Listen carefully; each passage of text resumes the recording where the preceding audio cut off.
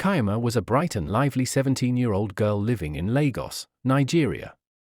She had been raised by a loving couple, Mr. and Mrs. Olukoya, who adored her like their own daughter.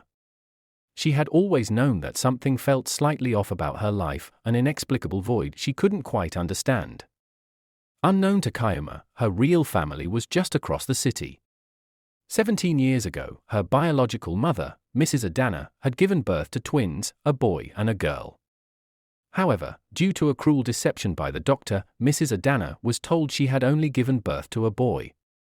The baby girl, Kayama, had been sold off to Mr. and Mrs. Olukoya, who couldn't have children of their own. Kayama's twin brother, Chinedu, grew up in a modest household with his parents, who ran a small shop where they sold provisions. He was a sharp young man, known for his kindness and keen sense of responsibility.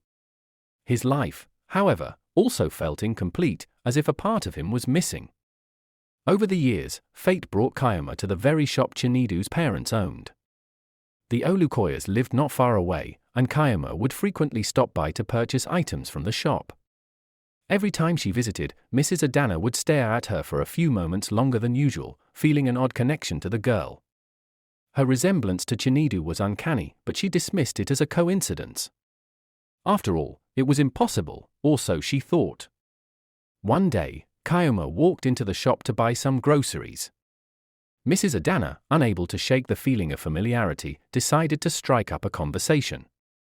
"My dear, you look so much like my son Chinedu." "Tell me, how old are you?" she asked curiously.